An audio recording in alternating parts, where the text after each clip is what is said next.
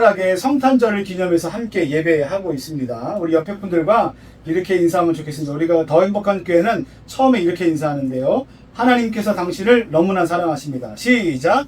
하나님께서 당신을 너무나 사랑하십니다. 오늘 하나 더 추가합니다. 메리 크리스마스. 시작! 메리 크리스마스. 반갑습니다. 우리 서로 환영하고 축복합니다. 성탄절은요, 저 여러분들을 너무나 사랑하시고 아끼시는 하나님께서 하나님이 가장 아끼시는 독생자, 외아들, 하나밖에 없으신 그 아들 예수님을 이 땅 가운데 인간의 몸을 입고 태어나시도록 하신 그런 날을 기념하는 것입니다. 그래서 이때가 우리 가운데 뭐라고 생각하냐면 최고의 선물이 된다고 생각해요. 저기 보시면 반짝이는 구슬도 있죠. 이렇게 바깥에 나가면 이것보다 더 멋진 어떤 크리스마스 트리들도 있을 수 있어요. 그 사람들은 불꽃놀이도 즐기고 선물도 즐기고 24일은 우리가 한번 신나게 노래보자 라고 얘기하면서 많은 사람들이 주는 선물을 기다리지만 가장 특별한 선물은 이미 우리에게 있습니다. 그 선물이 뭐냐? 바로 예수님께서 이 땅 가운데 오신 것이에요. 그래서 저와 여러분들이 그 예수님의 사랑을 세상에서 가장 큰 선물입니다. 가장 귀한 선물입니다. 라고 고백하게 되고 또 이해가 되는 그런 때가 있게 되기를 예수님의 이름으로 간절히 축원합니다.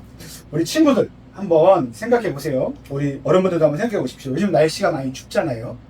그래도 오늘은 좀 따뜻한 편입니다. 근데 갑자기 날씨가 추워지면 그때 사람들의 마음 가운데 어떤 일들이 생기게 되는가 예측하게 되죠. 때로는 어떤 추위를 위해서 보일러를 막 떼야 되죠. 근데 이 보일러를 떼는 것도 어떤 사람에게는 쉽지 않은 사람들이 있습니다. 어떤 사람이 쉽지 않을까요? 돈이 없는 사람들은 쉽지 않아요. 그리고 따뜻한 옷을 입으면 되죠. 맛있는 거 먹으면 되죠 라고 말하지만 재정적인 어려움 가운데 있을 때는 그것이 굉장히 힘든 일이라는 것을 마주하게 됩니다. 그때 알게 되는 거죠. 아, 힘들다, 아프다. 그런데 요즘에 제가 동네에 나가보면 특별히 성남동, 가정동, 가자동, 그리고 청라동 어디를 할 것 없이 많은 상가들이 문을 닫고 있어요. 혹시 보이시나요? 굉장히 많은 상가들이 문을 닫고 있다는 건 굉장히 많은 사람들이 어려움 가운데 있다는 것이고 손해를 보고 있다는 거예요. 그러면 그 가정은 얼마나 어려운 마음을 가지고 있겠습니까? 그때 우리의 마음 가운데 생기는 게 어떤 마음이냐면 굉장히 마음이 아프고 힘들다, 외롭다, 슬프다, 아무것도 안 되는구나 라는 실패감이 우리의 마음 가운데 찾아올 수 있습니다. 우리 어린이들도 마찬가지입니다. 학교에 가서 내가 열심히 공부했다고 생각하는데 성적이 내가 생각한 만큼 나오지 않아. 나는 친구들과 함께 친하게 지내고 싶은데 친구들이 나와하고 놀아주지 않아. 그러면 굉장히 마음이 힘들고 다쳐버리고 그리고 세상 가운데 나 혼자라는 생각을 가질 때가 있습니다. 그때 우리에게 가장 특별한 선물이 주어졌는데 그 선물이 뭐라고요? 바로 예수님이에요. 예수님이 우리 인생 가운데 주신 가장 큰 선물이 되십니다. 오늘 우리가 읽은 성경 말씀에 보면 아하스 왕이라는 인물이 나와요. 이 아하스 왕은요, 남유다, 그러니까 다윗의 후손으로 계속해서 이어지는 그 왕가로 있는 거예요. 그러니까 하나님께서 얼마나 사랑하시고 복을 주시는 민족이겠습니까? 그런데 그 아하스 왕이 통치하던 그 시대도 뭘 맞았는지 아십니까? 겨울을 맞았습니다. 마음의 겨울을 맞아요. 어떤 마음의 겨울을 맞냐면 적군들이 쳐들어온 겁니다. 그런데 그 적군들이 자기가 싸워서 이길 만한 상대가 되지 않는 굉장히 힘이 센 적군들이 자기 나라로 찾아온 거예요. 그때 얼마나 떨었는지 성경 말씀에 보면 아하스 왕과 그 일가가 계속해서 부들부들 떨었다라고 얘기를 합니다. 그만큼이나 굉장히 두렵고 떨리는 시기 가운데 하나님의 선지자 이사야가 찾아와 그에게 이야기합니다. 걱정 마라. 내가 도와줄게. 증거를 보여줄 테니 뭐든지 한번 구해봐라. 믿어보지 않겠냐? 라고 얘기합니다. 그러면 여러분, 이건 굉장히 큰 기쁜 소식이에요. 내가 지금 굉장히 큰 어려움 가운데 있는데 보세요.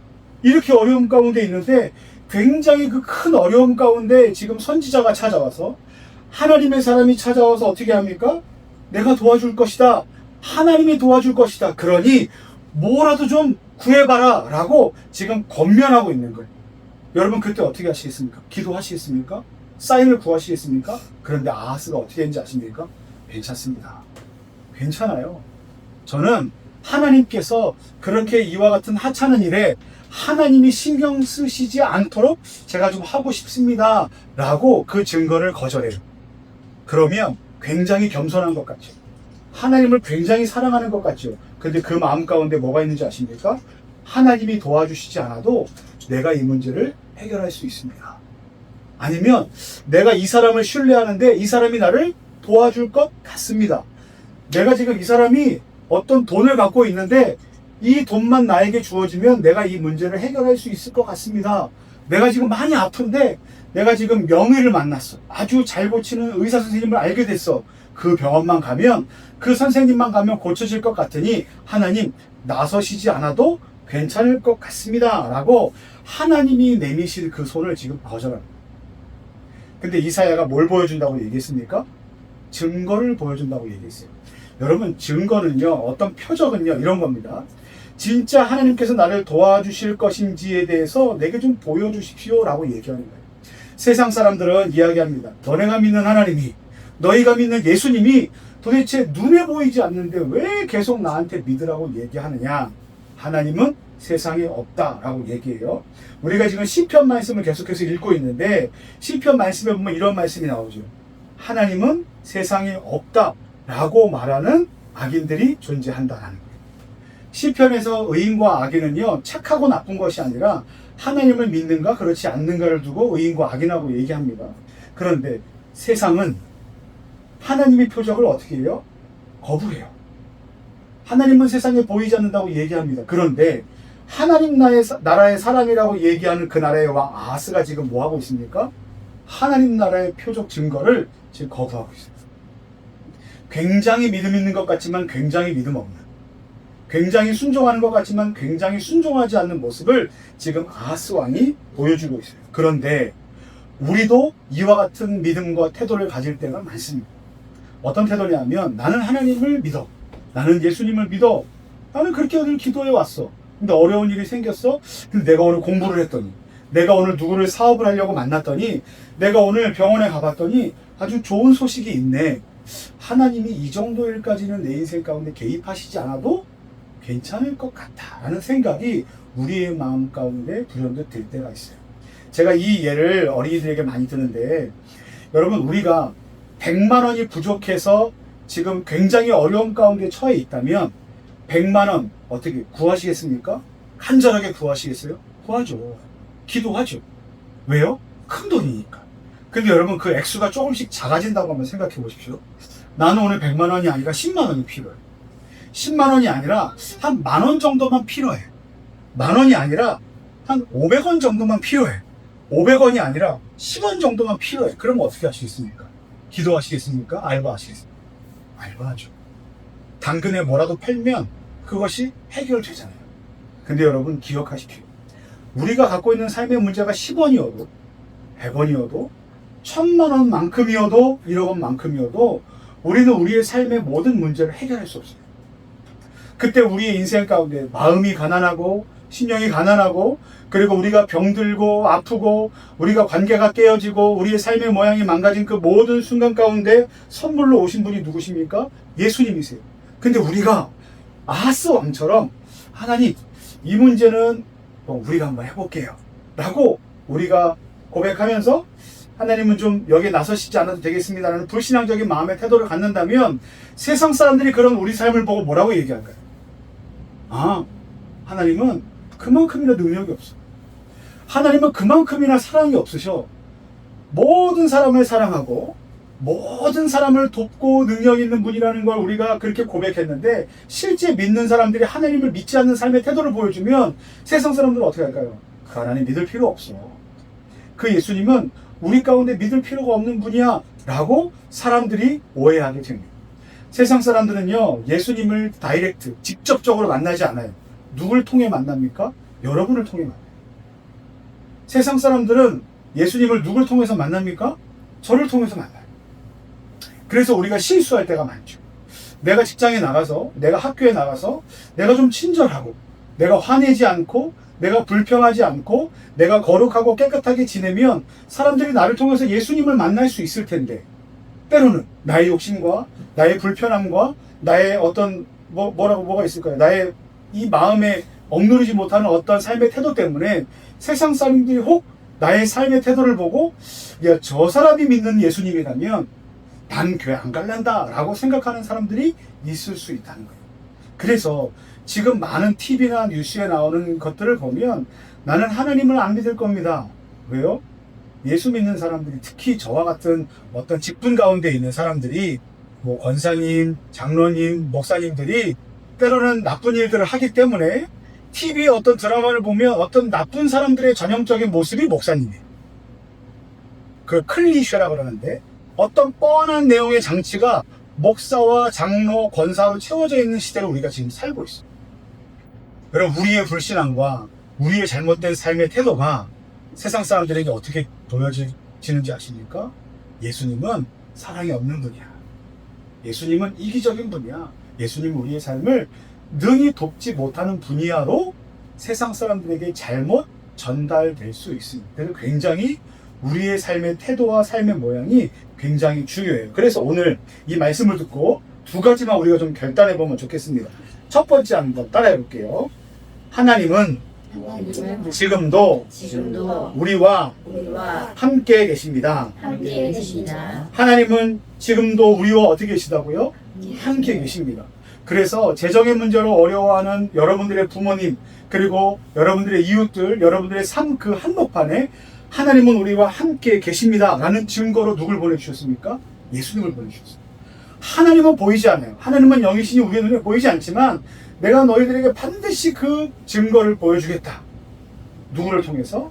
너희와 함께 계시는 하나님의 아들이신 그 예수 그리스도를 통해서 내가 너희의 삶 가운데 직접적으로 간섭하고 너희의 삶 가운데 깊이 관여하고 있다는 것을 보여주시기 위해서 이 땅 가운데 오셨다는 거예요. 그래서 우리가 오늘 함께 읽은 말씀 그 다음에 우리가 외웠죠? 보라, 처녀가 잉태하여 아들을 낳을 것이요 그 이름은 뭐랍니까? 임마누엘이라 하리라. 임마누엘은 어떤 뜻입니까? 하나님이 우리와 함께 계시다라는 뜻입니다.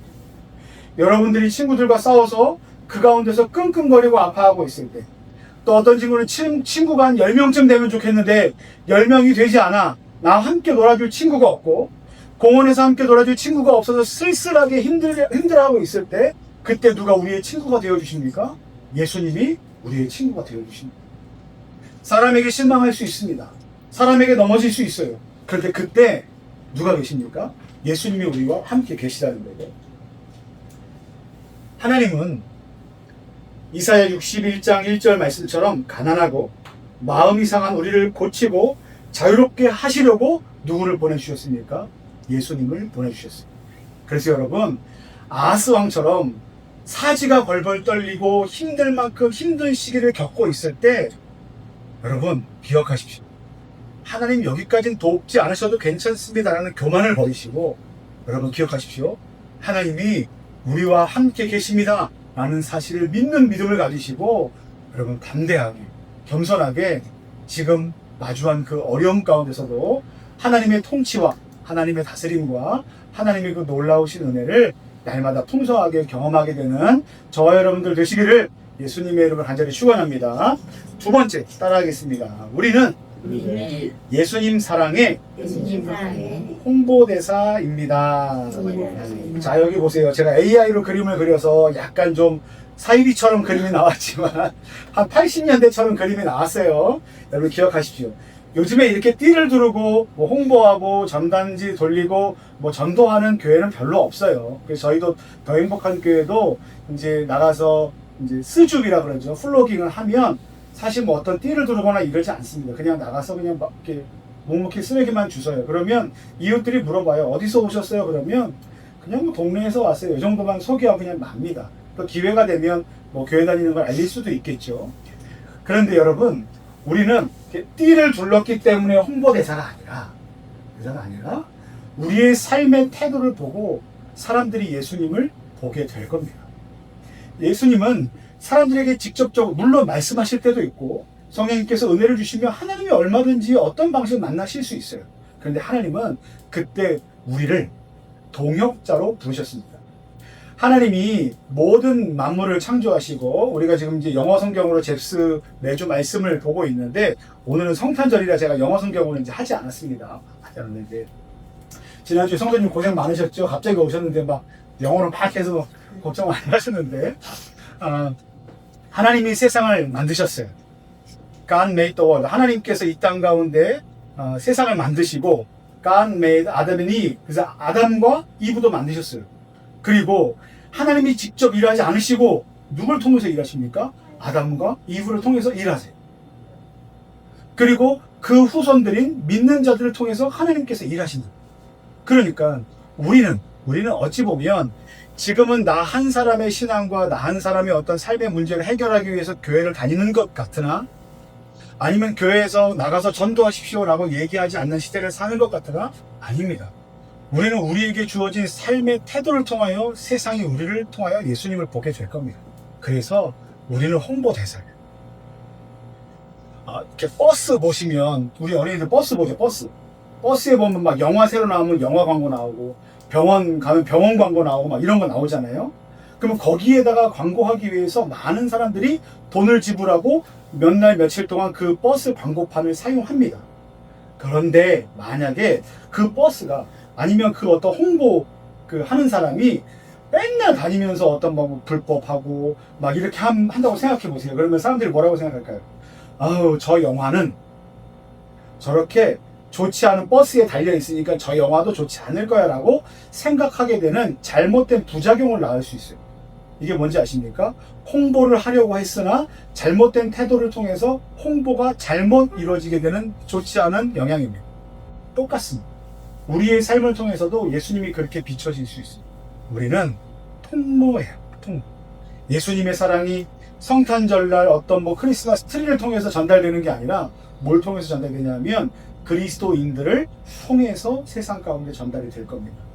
그 방식은 이제 성경을 통해서 우리가 계속해서 지금 배우고 있어요.